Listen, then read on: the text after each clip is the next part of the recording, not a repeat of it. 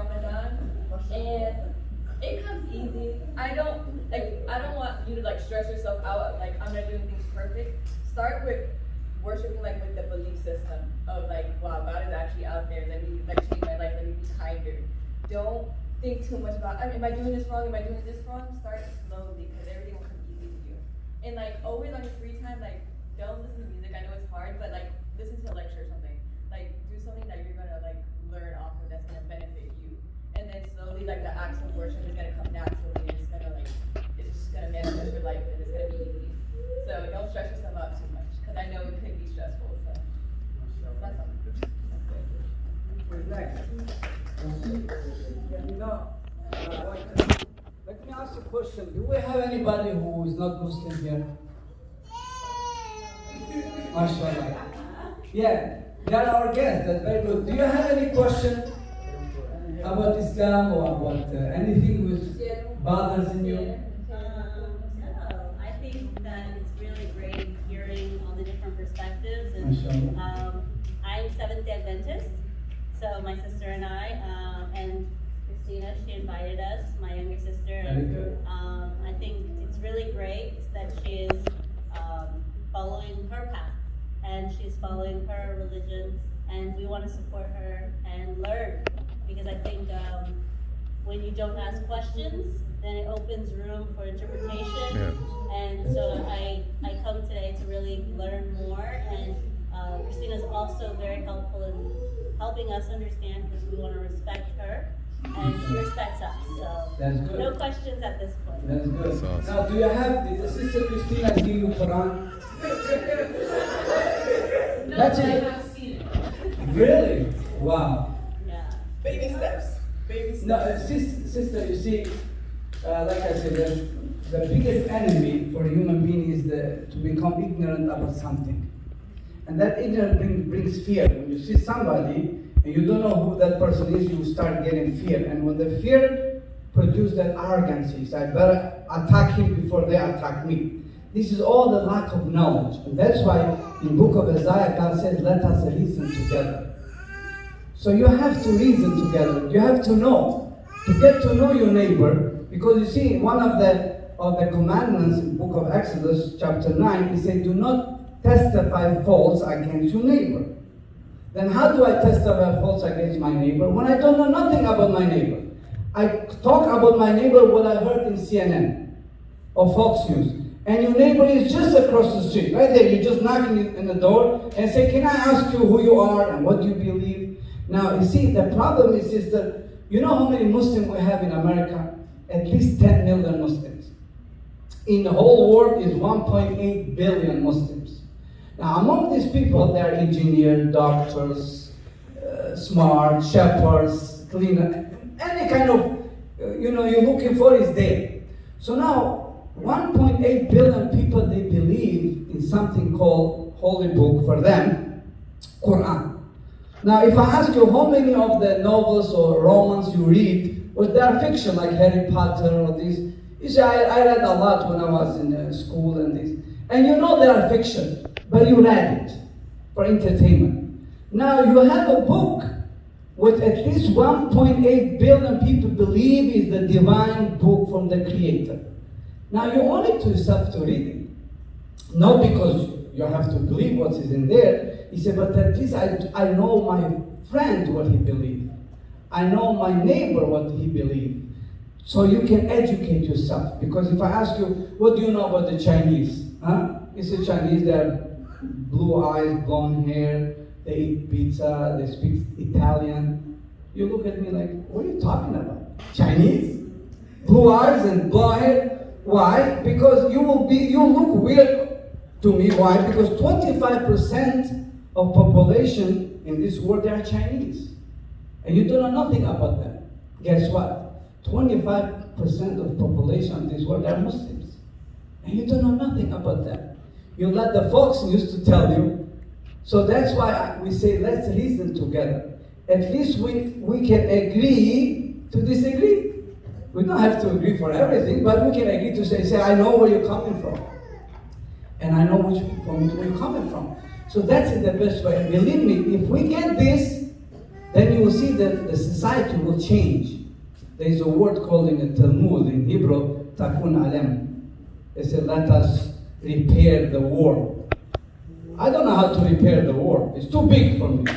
But I know how to repair myself, how to repair my neighbor, how to repair my family. So if we repair each other, then we have a healthy society, healthy family, healthy friendship, and that's come through the knowledge. So you owe it to yourself to get the Quran.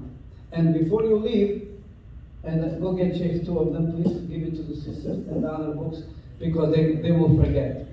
And we cannot let that thing happen. So you read it for yourself. And you see what the Quran says, because most of the people, they don't know what the Muslims believe about Jesus Christ. What do you think the Muslims believe about Jesus Christ? What do you think Muslims believe about Jesus? You ever ask this question? What do you think we believe about Jesus? Of course, we don't believe what you believe, but what do you think we believe? Is this a rhetorical question? Yeah, I'm asking, what do you think the Muslim, they consider Jesus Christ to be? Okay, so you want us to give you a response? Yeah, do you know any? I can't really say what the Muslim believe in Jesus because I don't know. That is true. You see, the Jesus Christ, sister, is mentioned in Quran in our book 25 times by his name. Jesus, the son of Mary, Messiah. Christ in Greek. 25 times. The name of Prophet Muhammad, you know how many times is mentioned in Quran? 5. Only 4 times. His opponent, Jesus Christ, is mentioned 25 times. The one who supposed, because that's what the non-Muslims say, he wrote the book, he mentioned his name only 4 times. And we know, all we agree, and I know you sure agree, the Prophet Muhammad, he was Arab. We know that. Forget about he was a prophet or not, but he was Arab. Yes? Anybody says he was from Europe? He was Arab. And the people he came through, they are all Arabs. So now he's going to these people and tell them he's the messenger of God.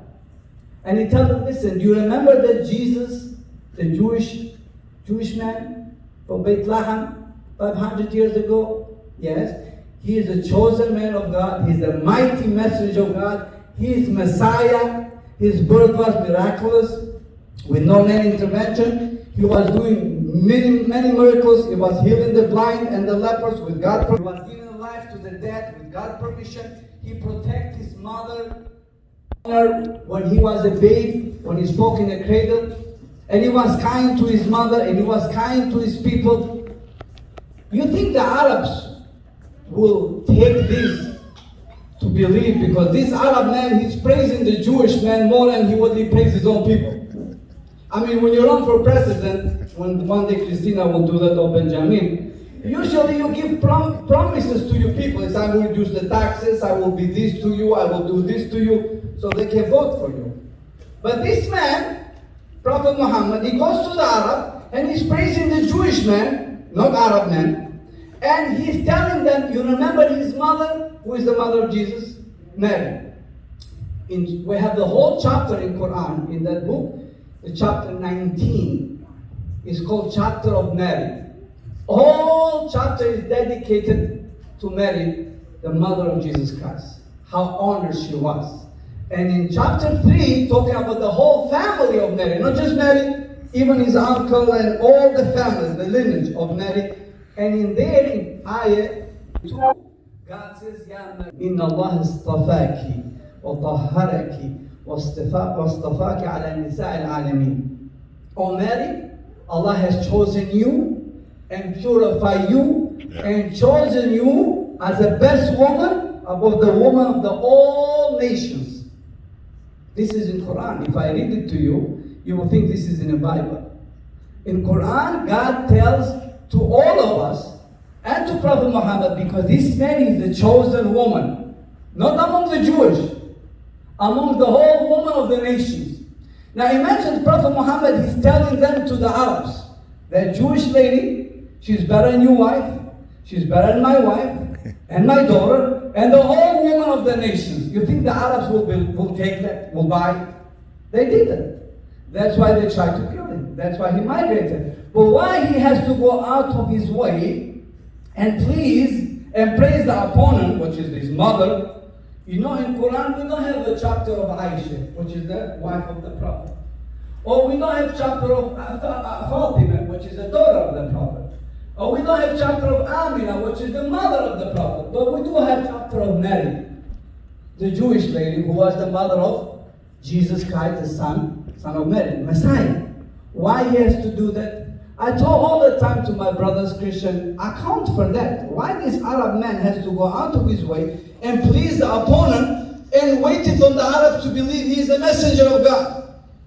He's supposed to praise them and give them the credit and their wives and their daughters.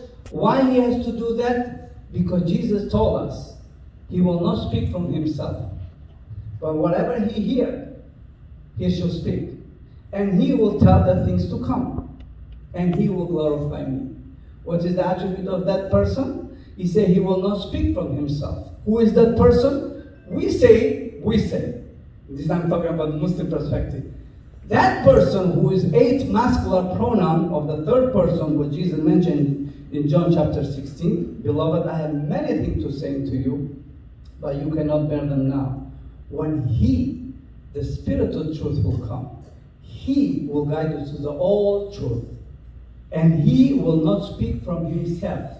But whatever he hear from who? From somebody who has authority to give orders. He shall speak. And he will tell the things to come. And he will glorify me. 8 masculine pronoun of he, him. Who is this he? The Spirit of truth. What is his qualities? He cannot be God, because God doesn't need to hear from God. But Jesus said he will not speak from himself. Which means he is not the Holy Spirit, because Holy Spirit, according to Christianity, is God. One of the Trinity. God is Almighty, the Father is Almighty, the Son is Almighty, and the Holy Spirit is Almighty. The Father is God, and the Son is God, and the Holy Spirit is God. But there are not 3 gods, but 1 God. That's how the catechism is. So Jesus said he is not God, because he will not speak from himself. But whatever he hears, from whom? From revelation. And what this quality will be, he will guide you to the all truth.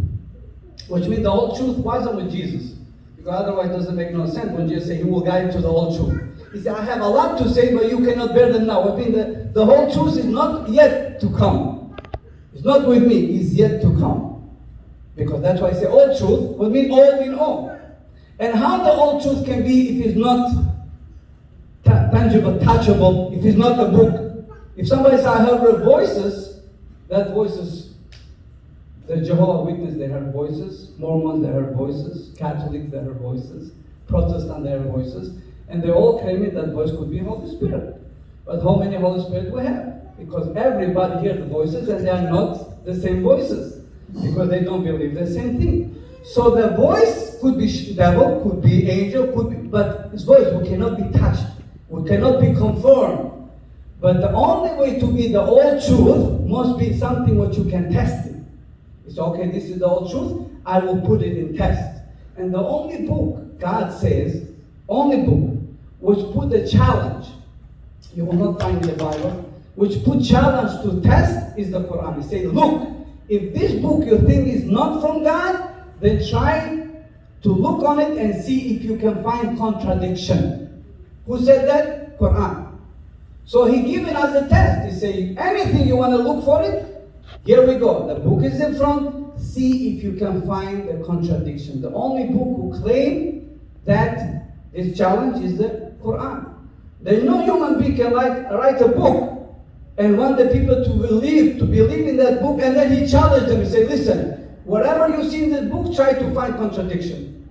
Because who can claim because his knowledge is superior about the all knowledge of the people? Everybody has a limit. So that's why, sister, I want you to think about it. Why this man, Arab, has to praise Jesus as a Messiah and praise the Mary, the mother, as the best woman of the nation, and he was sent to the Arabs because that he will not speak from himself.